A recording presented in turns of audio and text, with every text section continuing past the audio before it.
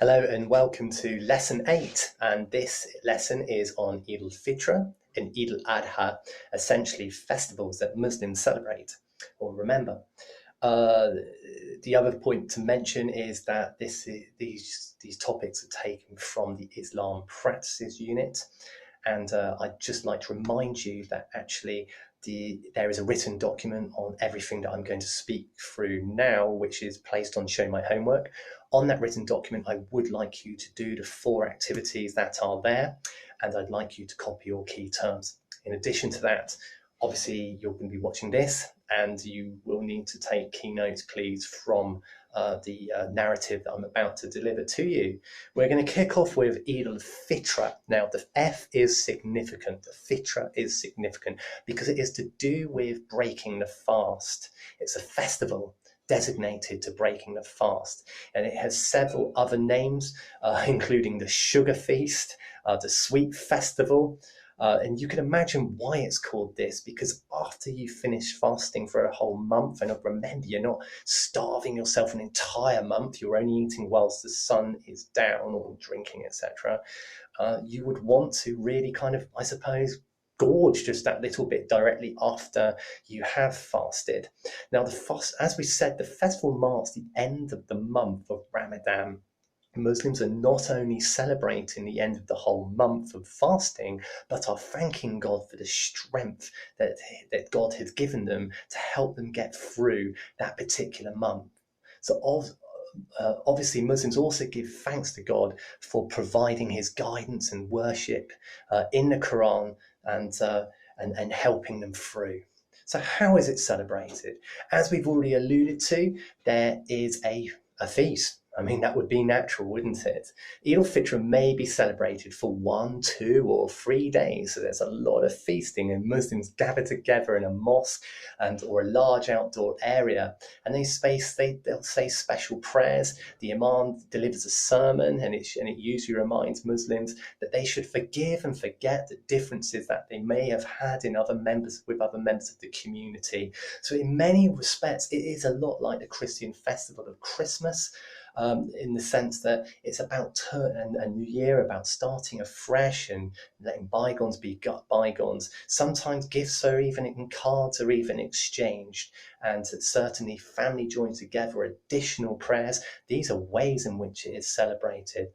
The why it is celebrated, and we go back to, of course, it shows devotion to God. Always going back to the same principles, devotion to God. It unites all Muslims worldwide as they're all doing exactly the same thing. And finally, of course, perhaps only fleetingly, but it connects Muslims to God. They feel a sense of closeness in the sense that the spiritual nourishment that they have gained through fasting and purifying their bodies for an entire month. And that is Eid al-Fitr. Essentially, it is breaking off the fast. Next, we have Eid al-Adha. Adha is significant here, as the F is for fast, as the Adha is to Abraham or Ibrahim. Okay, because what Muslims are remembering in this festival is, as we have talked about before, is the act that Ibrahim did, where he was told by God to go and kill his son Isaac. And as I say, without question, he did exactly that. He didn't kill him, but he was absolutely obedient. And Muslims remember this obedience that Abraham showed through his, how to say, through almost plunging that dagger into his beloved son. And they remember the devotion, the blind faith, and the obedience. And it very much is a state of reverence to Abraham, like, look what he did, let's do likewise.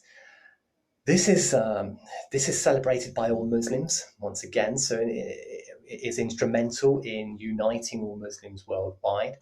It connects Muslims to God because they will make a special effort to attend mosque. A special meal will be shared, and they split they make a sacrifice to Allah, although in the UK, they buy a really nice big bit of meat and essentially split it 3 ways.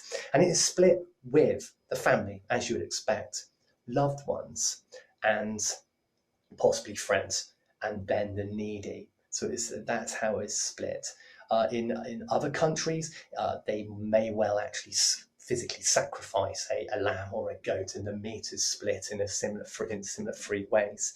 But it's celebrated as and revered by Muslims worldwide. So it unites all Muslims, it connects them to God, and finally it shows devotion to Allah.